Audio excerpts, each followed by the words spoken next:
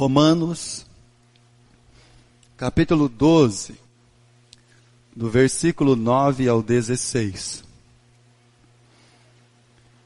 O amor seja sem hipocrisia, detestai o mal, apegando-vos ao bem.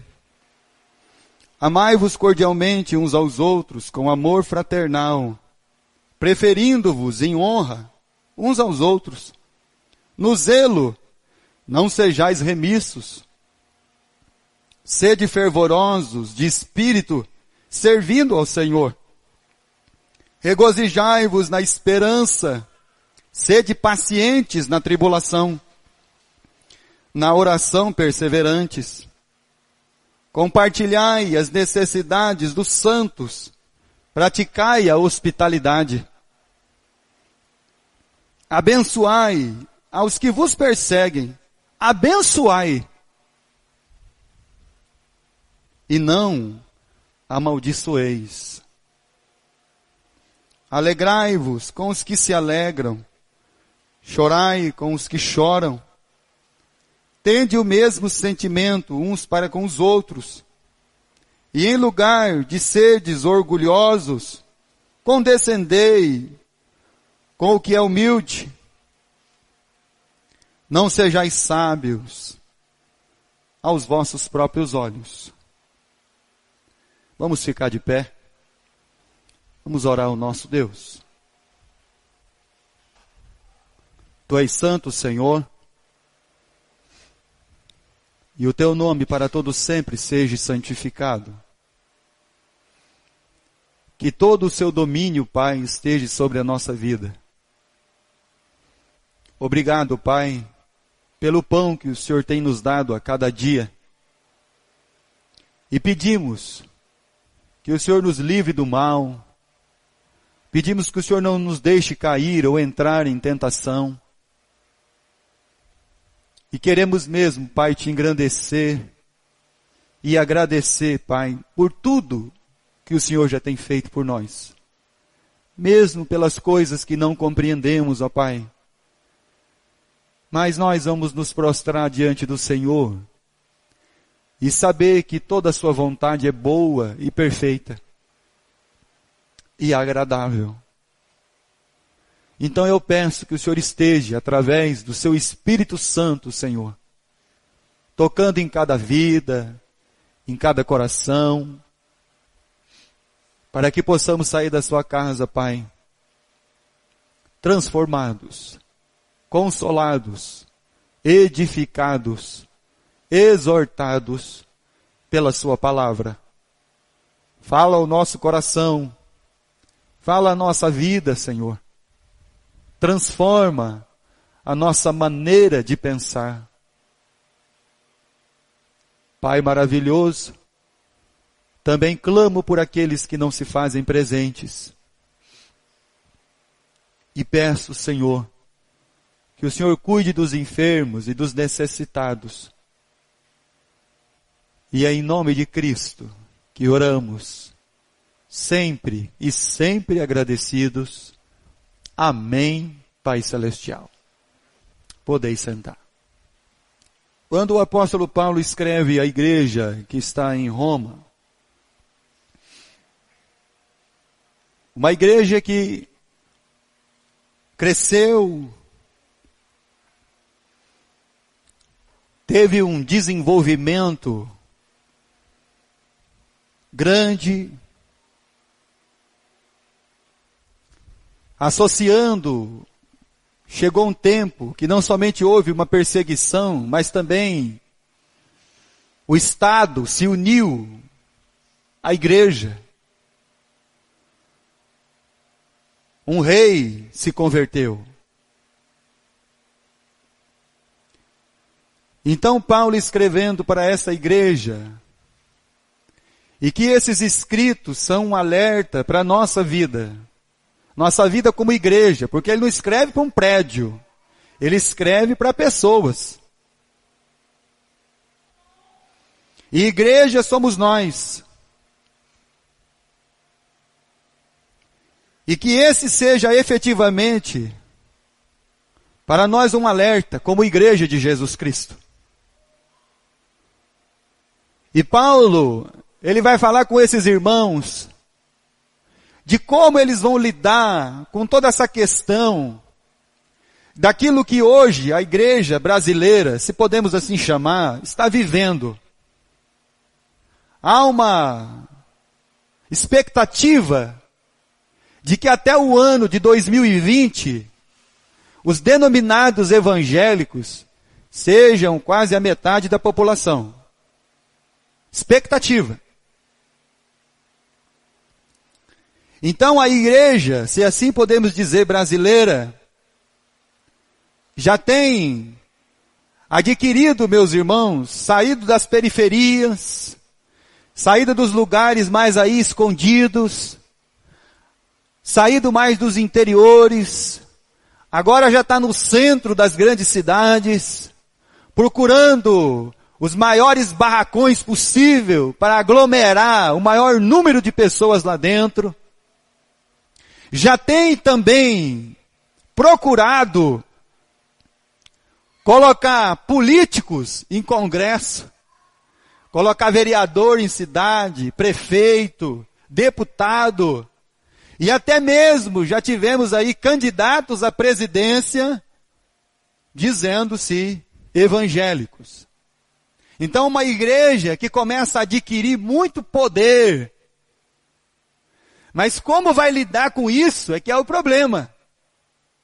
E aí nós temos que pensar, se talvez há 30, 40 anos atrás, nós não tínhamos tantos políticos denominados evangélicos lá no Congresso, dentro do Tribunal Superior de Justiça, nas promotorias. Então agora, meus irmãos, nós temos. E isso deveria chamar a nossa atenção. Se hoje eles estão lá em grande número, então por que a corrupção está tanta?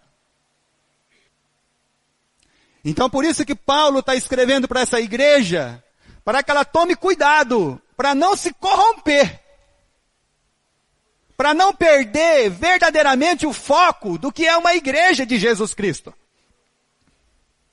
Que uma igreja de Jesus Cristo, ela não tem que influenciar uma cidade por um prefeito ou por um vereador. Uma igreja de Jesus Cristo não tem que influenciar uma nação por um presidente. Se o Obama frequentava uma igreja, o Bill Clinton também. E nos Estados Unidos, quando o Obama é presidente, é lá permitido o casamento de homem com homem, mulher com mulher. Então, para você ver que isso é um perigo. E Paulo está dizendo para nós, tomem cuidado para que vocês não tenham um entendimento errado e venham a se corromper, mas que vocês influenciem o lugar onde vocês estão, não pela pujança do prédio que vocês têm, não pelas pessoas importantes da cidade que estão assentadas nos seus bancos, mas que vocês influenciem o lugar onde vocês moram, aonde vocês estão arraigados, edificados pelo amor, pela graça de Deus. Igreja não vai conseguir nada, meus irmãos, em congresso. Pastores batendo boca com políticos corruptos não vão conseguir nada. Porque se fossem homens de Deus, chamados verdadeiramente para pregar um evangelho de Cristo, eles estariam nas cidades, nas vilas, em todos os lugares, como o mestre ensinou. Estariam trabalhando por um reino, e não estariam recebendo ofertas de 150 mil reais e 200 mil reais. Então o apóstolo Paulo, falando isso com a igreja, um alerta de não entender, e um alerta de não atender o verdadeiro propósito para acabar corrompendo as nossas vidas. A vida de cada um de nós. Sabe como nós vamos mudar as coisas, meus irmãos? Efetivamente, de uma igreja.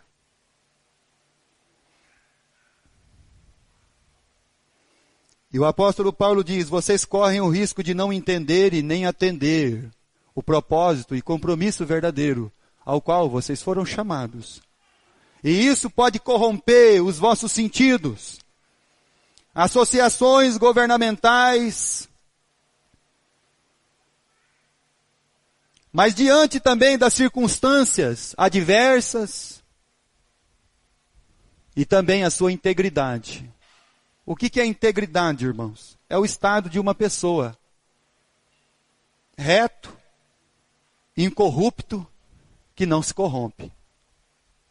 Isso é ser íntegro. É manter-se fora de toda e qualquer corrupção. Isso é o que Jesus chama de perfeito. Então Paulo, escrevendo para essa igreja, ele fala como eles não vão se corromper.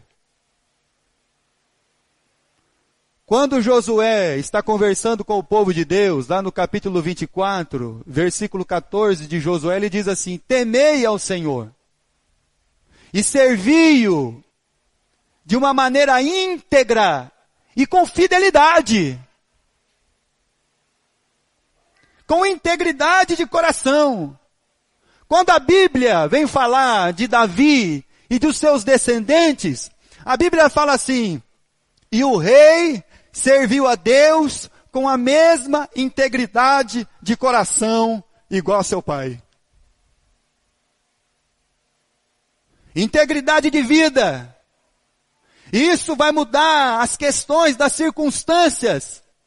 Por isso que no capítulo 12, o apóstolo Paulo começa rogando, eu rogo, irmãos, que vocês não se conformem com este mundo e vocês não tenham o desejo de andar nas concupiscências e nos caminhos que esse mundo coloca para cada um de vocês. Que vocês não se conformem com isso. Que isso não seja a maneira de cada um de nós, como igreja, representada uma igreja de Jesus Cristo, de tomar como forma de andar e de caminhada. Ah, mas nós estamos no 3º milênio, pastor. Sim, mas a palavra de Deus continua a mesma. A palavra de Deus não mudou. A palavra de Deus não mudou porque o tempo passou. Pelo contrário, o tempo vai passar. Nós todos aqui vamos passar. E a palavra de Deus ela vai permanecer.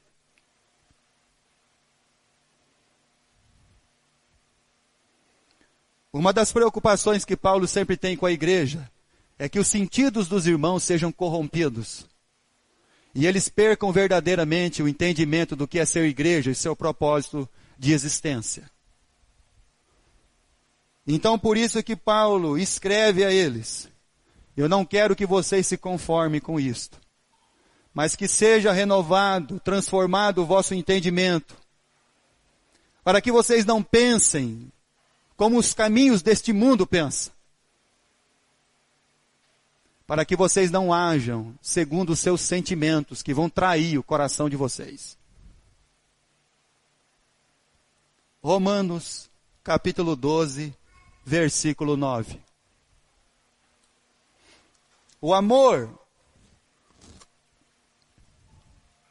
não seja fingido. A minha tradução traz que o amor não seja hipócrita acima de tudo. Portanto, o amor não seja fingido. Nós temos um costume, meus irmãos, de dizer que nós ficamos irritados com o irmão. Por quê, irmão? Qual que é o nosso costume de dizer, irmão? Porque nós o amamos. E aí cria-se no coração das pessoas que a pessoa matou por por amor. Olha só que negócio, irmão. Né? Olha o entendimento que as pessoas vão tendo das coisas. Ele matou por amor. Matou por amor. Ele não matou por amor. Ele não matou porque ama. Ele matou porque ele é um egoísta. Porque a única pessoa, na verdade, que ele ama mesmo é ele mesmo. Ninguém mata por amor. Na verdade, quando Deus quis nos salvar, Ele entregou o seu Filho para morrer por nós por amor. O amor, meus irmãos, não mata uma outra pessoa. O amor verdadeiro, ele mata nós. Por causa do outro. Isso é o amor. Isso é o que Paulo ele fala. E ele fala, meus irmãos, de uma coisa assim bem interessante. Na minha tradução, eu não sei como é que está a sua aí, mas aqui traz a palavra artista. Hipocrisia, ele é um artista. O que um artista ele faz? Ele toma um personagem. Ele se veste de uma personalidade. E aí Jesus ele tratou com um bando de artistas, irmãos. Você não imagina o tanto de artista que Jesus ele tratou. Capítulo 23 do Evangelho de Mateus. Quando você lê o Mateus 23, e aí você vai se espantar de ver sempre a palavra hipócritas, hipócritas, hipócritas. Vocês não são isso, o que vocês vestem. E a hipocrisia, meus irmãos, ela tem assim, no versículo 23, vamos ler. Ai de vós, escribas e fariseus hipócritas, porque dais o dízimo. Você é até dizimista. Né? Dá o dízimo, certinho. Né? Só que tem o seguinte. Você dá o dízimo do hortelã, do endro, do cominho, mas tendes negligenciado os preceitos mais importantes da lei. A justiça, a misericórdia, a fé. Deveis, porém, fazer estas coisas sem omitir aquelas. E aí você vai orar e diz assim, Senhor, obrigado porque eu sou um dizimista fiel. Mas eu não sei por que esse rapaz está fazendo aqui do meu lado aqui, Senhor, porque eu não gosto dele. E aí toda a sua obediência, ela já caiu por terra.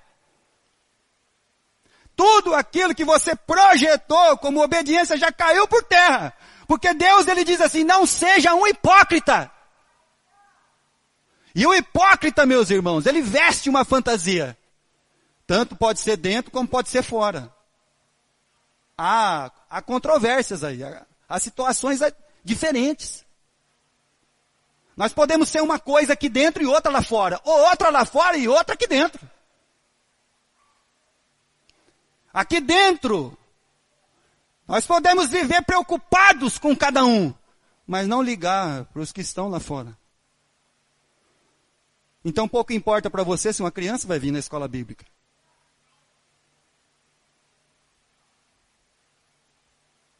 Pouco importa para você se vai ter professor de escola bíblica. Pouco importa se vai ter aula de música, flauta. Pouca importância para essas coisas. Ou nós podemos ser ao contrário. Ficar tão preocupado com os de fora e criar uma barreira aqui dentro. Isso é um amor fingido, irmãos. Isso é fingimento. Isso é você mostrar uma pessoa que você verdadeiramente não é. Por isso que Jesus diz, ai dos escribas e fariseus hipócritas, são artistas. Eles querem passar uma coisa para as pessoas que eles não são. Versículo 24. Guia cegos. O mosquito engole o camelo. Ai dos escribas e fariseus hipócritas. Porque limpais o exterior do copo e do prato. Mas estes por dentro estão cheios de rapina e de intemperança. Então nós devemos refletir mesmo, irmãos, como igreja de Jesus Cristo, como é o nosso proceder. Nós não podemos ter duas pessoas.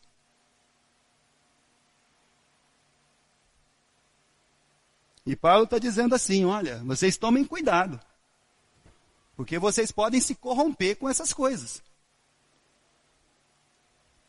Em nome do amor. Eu matei porque amo. Eu fiquei irritado com você, irmão, porque eu te amo, viu? Ah, é? Mas a Bíblia diz que o amor não se irrita. Poxa. Então, por isso que a igreja, o apóstolo Paulo, ele está tendo todo um cuidado lá de falar com os irmãos, de expressar verdadeiramente o que é o amor, e que a única forma deles não se corromper é amar. Mas amar verdadeiramente, com sinceridade. Abra a sua Bíblia no Evangelho de João, capítulo 3. Quando nós falamos da expressão de amor, então o nosso exemplo só pode ser o de Jesus Cristo. No capítulo 3, versículo 16 do Evangelho de João, aquele versículo que você tem decorado já conhece decorado. Porque Deus amou o mundo de tal maneira que deu seu Filho unigênito para que todo aquele que nele crê não pereça, mas tenha a vida eterna.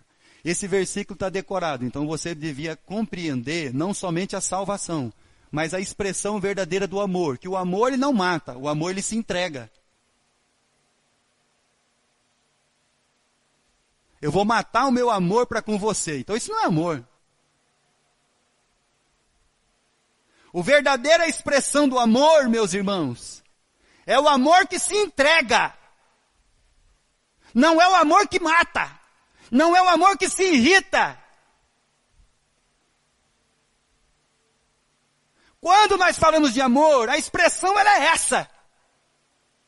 E aí, versículo 17 diz assim: porquanto Deus enviou seu Filho ao mundo, não para que julgasse o mundo, mas para que o mundo fosse salvo por ele. O amor, ele se entrega e salva. O amor salva a sua família. O amor salva os seus filhos. O amor salva aqueles que estão à sua volta. O amor que se entrega, ele salva a alma. Porque ele é abnegado. Ele não tem duas caras, ele tem uma cara só. Ele ama. Se você estiver aqui, lá fora, o amor não mata. O amor ele se entrega e salva.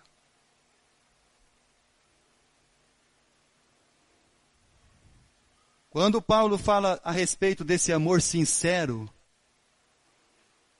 o que Paulo está dizendo?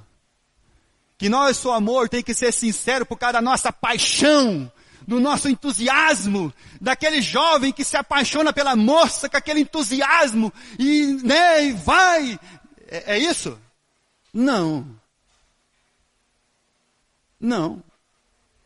Paulo está dizendo que um amor sincero é um amor coerente. Que um amor sincero, ele é um amor com dignidade. Presta atenção. Amor não é paixão desenfreada, entusiasmo, não. Amor é sinceridade. Amor, ele é digno. Ele trata dessa maneira, ele é coerente. Ele não gosta de um e não gosta do outro. Eu gosto de você, mas não gosto do outro ali. O amor não é isso.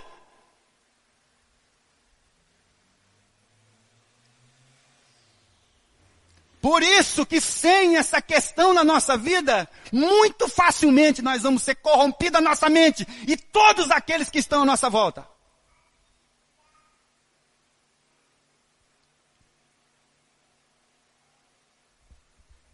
Pode prestar atenção em uma coisa.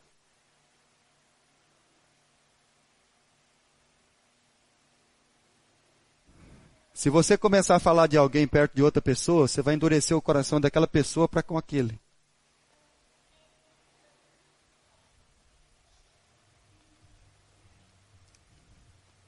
Amor não é isso. Então por isso que Paulo diz assim, toma cuidado. Porque vocês vão facilmente se corromper. Porque vocês não compreenderam verdadeiramente o amor de Cristo. Que o amor, ele é coerente, ele é digno. E ele é compatível com aquilo que você confessa.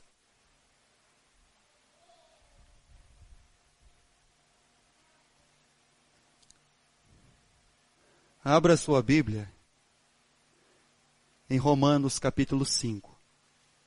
O amor, ele é coerente. O amor, ele é digno, ele age com dignidade.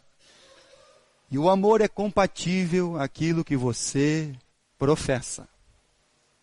Romanos, capítulo 5.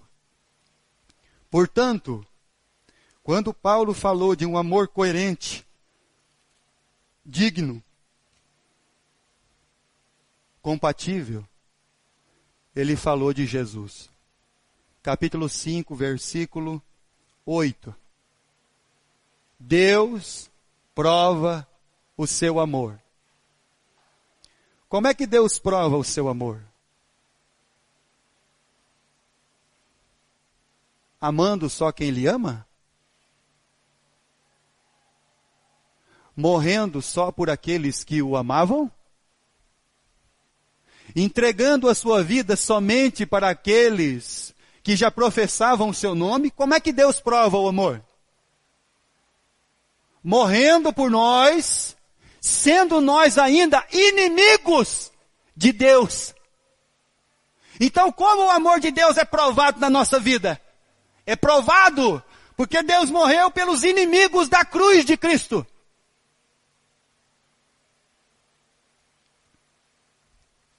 É muito fácil você amar uma pessoa que você vê uma vez por dia, não, uma vez na sua vida.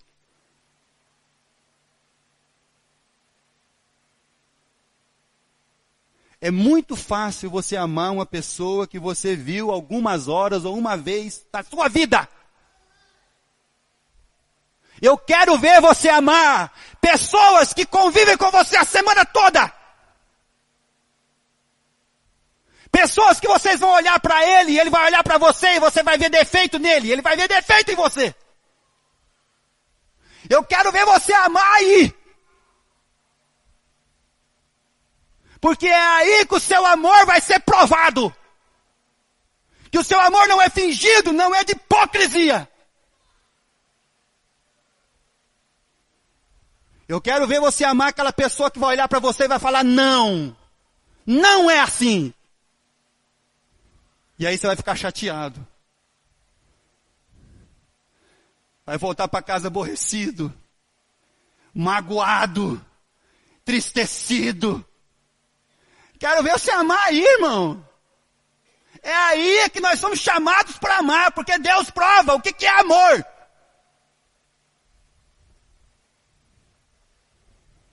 Por isso que Jesus disse que ele lidou com um bando de artistas. Se amar uma pessoa que você viu um dia, uma hora, é muito fácil. Ele não provocou você. Ele não olhou para sua cara e falou que você está errado. Ele não magoou você. Ele não te distratou. Ele não olhou para sua cara e falou um não bem grande. Não! Não. O amor nosso é provado a cada dia, irmão. É aí que eu quero ver.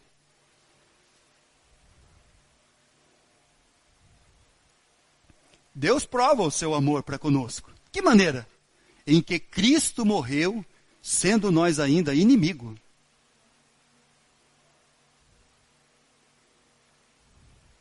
Evangelho de João, capítulo 13. Amar uma pessoa, meus irmãos. E nós vamos ver uma vez por ano, cada 10 anos, ou nunca mais. Muito fácil.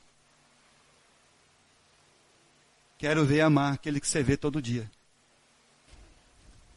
Eu quero ver você amar aquele que exprime os seus defeitos. Aquele que um dia te magoou. Aquele um dia que talvez vai te destratar.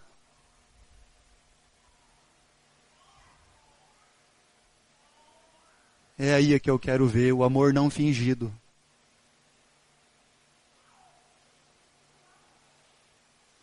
Evangelho de João, capítulo 13, versículo 1.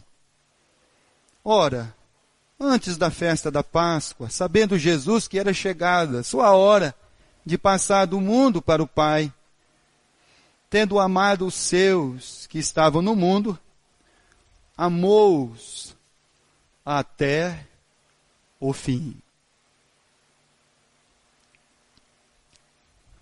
O amor coerente, digno, ele não é amor de uma semana, de um ano, nem de um mês. Ele é um amor até o fim.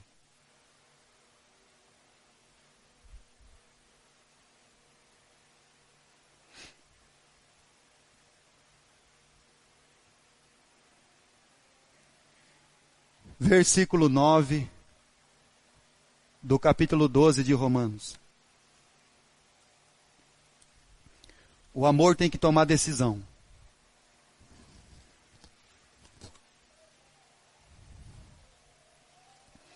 O amor é chamado a tomar uma decisão. Final do versículo 9. Separai-vos do mal e apegue-se ao bem.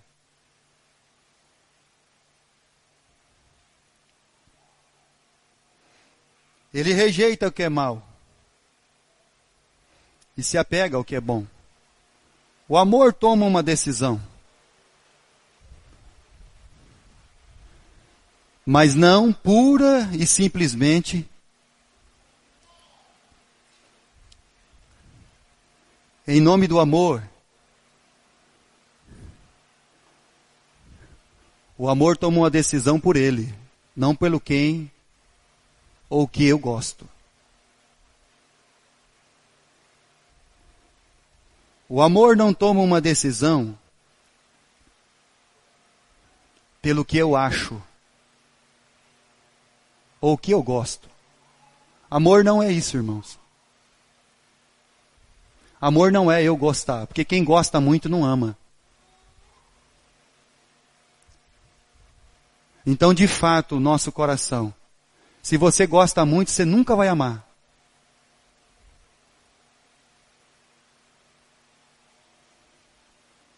O amor não toma essa decisão.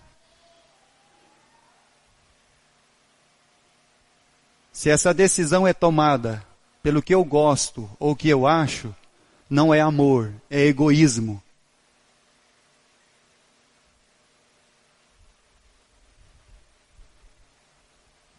E egoísmo corrompe.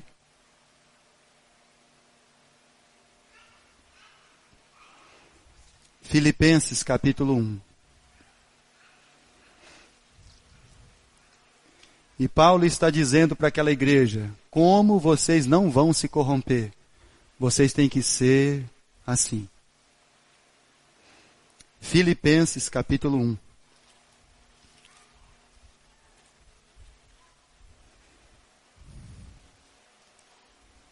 O amor não é egoísta. Versículo 21. Portanto, para mim o viver é Cristo e o morrer é lucro. Entretanto, se o viver na carne traz fruto para o meu trabalho, já não sei o que hei de escolher. O amor tem que tomar uma decisão. Eu já não sei que decisão eu tomo. Morrer, para mim, é lucro. Então, qual decisão tenho que tomar? Ora, de um outro lado, versículo 23, eu estou constrangido, tenho desejo de partir e estar com Cristo, que é incomparavelmente melhor. Amém. E é isso mesmo. Livre de toda fadiga, livre de todo pesar, livre de todo pecado, livre do medo da morte, livre do medo da saudade, incomparavelmente melhor. De fato, é isso aí mesmo. Mas o amor tem que tomar uma decisão.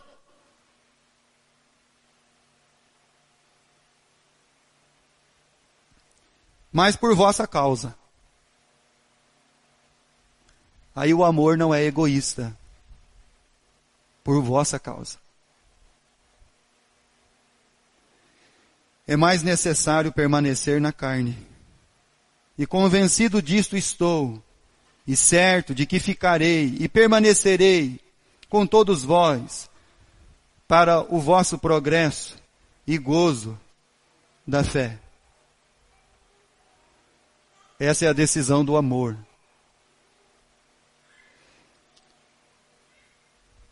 É incomparavelmente melhor estar com Cristo, sem dúvida nenhuma.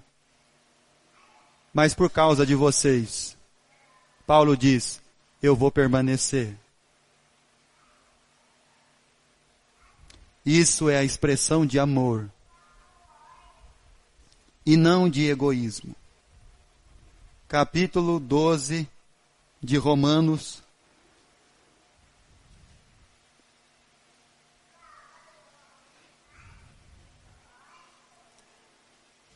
Do versículo 10 ao 13. Amai-vos cordialmente uns aos outros, com amor fraternal, preferindo-vos em honra uns aos outros. No zelo sejais remissos, não sejais remissos. Sede fervorosos de espírito, servindo ao Senhor.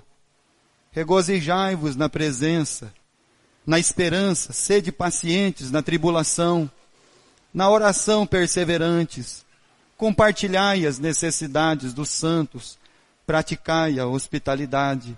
A igreja não vai ser conhecida porque tem político. A igreja não vai ser conhecida porque o pastor faz parte de um clube na cidade.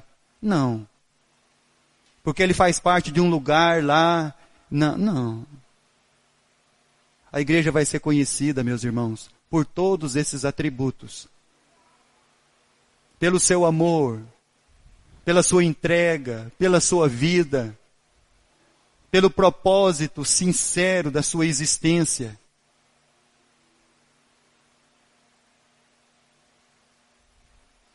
É dessa maneira. Sede hospitaleiros.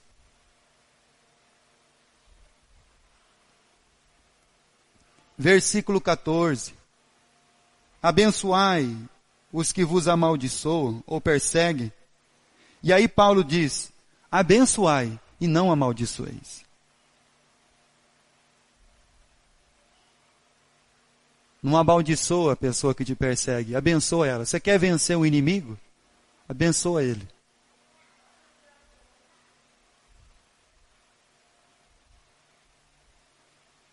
Porque é um irmão seu vivendo na ignorância. É ignorante. Porque ele desconhece do assunto.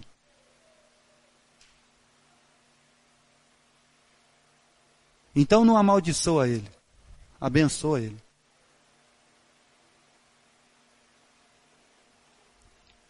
Abra sua Bíblia em Tiago, capítulo 3. Tiago, capítulo 3.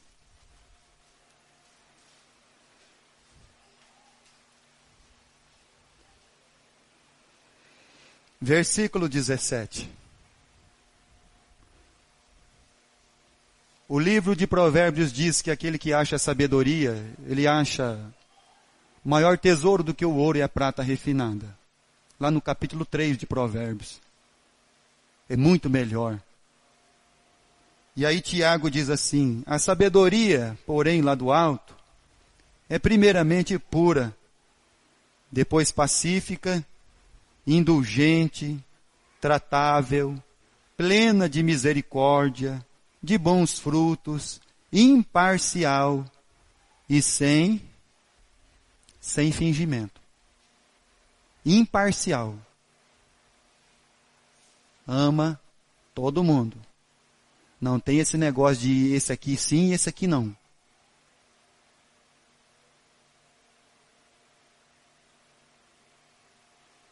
Imparcial.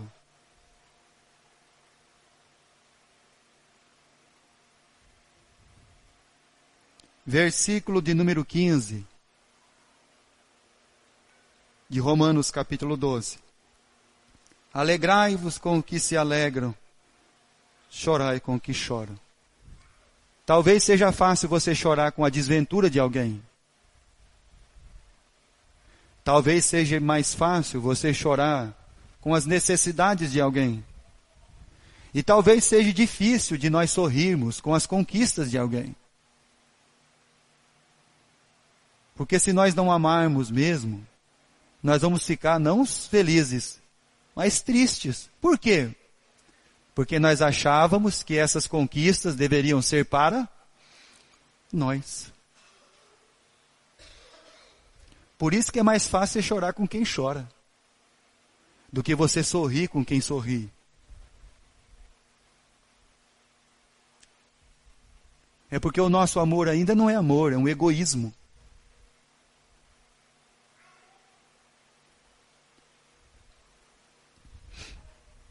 Tende o mesmo sentimento. Não é só um sentimento de Cristo, mas é o mesmo. Ou seja, hoje, amanhã, depois de amanhã, enquanto você viver, o mesmo sentimento. Que você não seja aquela pessoa que hoje está de um jeito, amanhã está de outro, irmão. Que hoje você sorri, amanhã não. Que hoje você fala oi e amanhã você vira a cara. Que tem todo um cuidado para falar com você. Que você tem uma casca em volta de você. Tem um milindre. Não, irmão.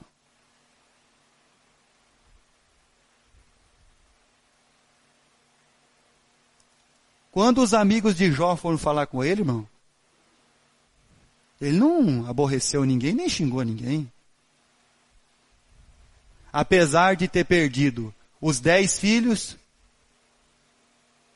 tudo que tinha foi roubado, a saúde foi lhe tirada, estava fedendo, a mulher nem queria chegar perto, de tanta úlcera que tinha no corpo.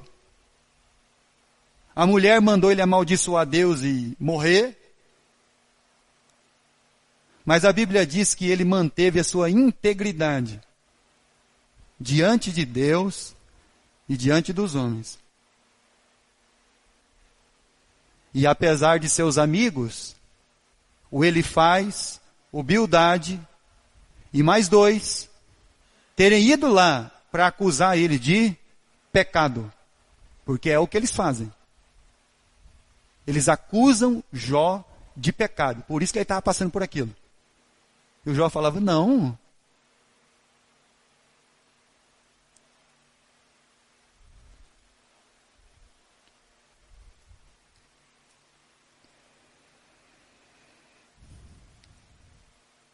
Seja alegre na tribulação, na esperança.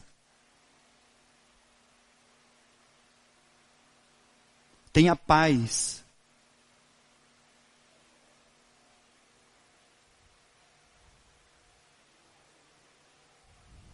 Seja constante.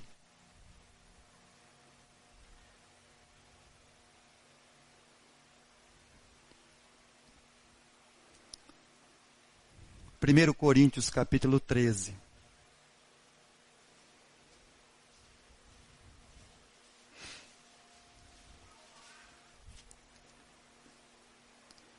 Versículo 8.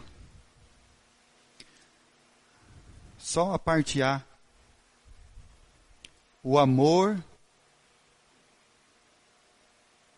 Tem uma tradução que diz assim, talvez aí na sua Bíblia está escrito, o amor nunca falha.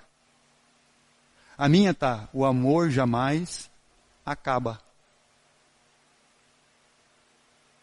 Talvez a sua tradução traz que o amor não falha. Que o amor não acaba, nunca acaba. Aí você fala assim, poxa pastor. Por que, meus irmãos, que o amor não falha e nunca acaba?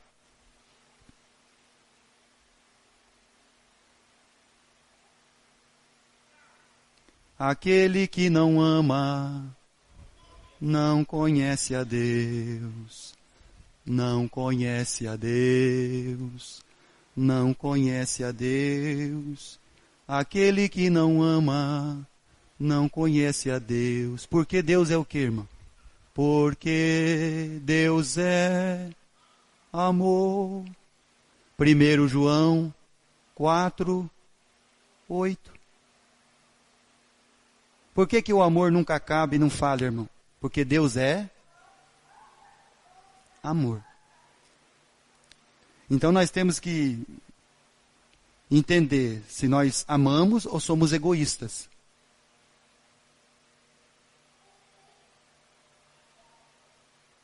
Se nós entendemos o amor de Deus,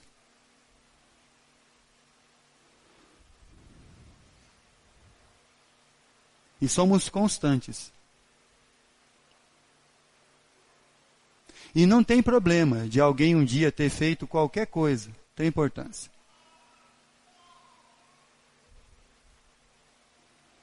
O que a palavra de Deus nos ensina, para nunca o nosso coração ser um coração corrompido, é um amor sem fingimento. Para que os nossos sentidos, a nossa mente não seja corrompida,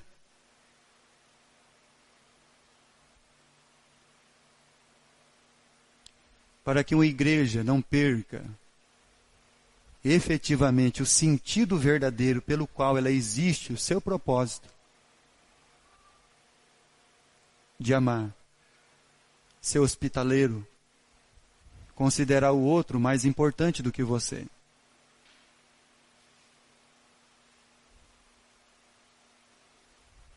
Abençoai e não amaldiçoeis.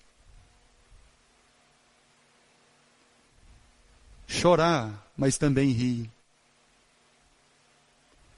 Ter o mesmo sentimento sempre. E nunca como titubeando. Mas sempre o mesmo sentimento.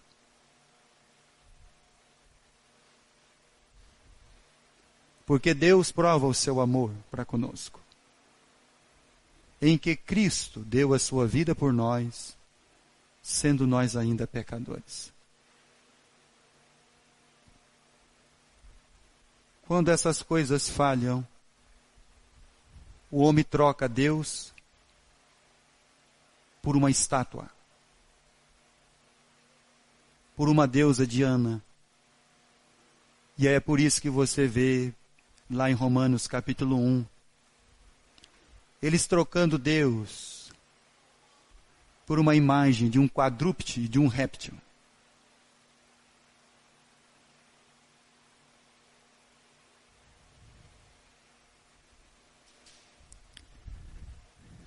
O amor não mata, mas se entrega e salva.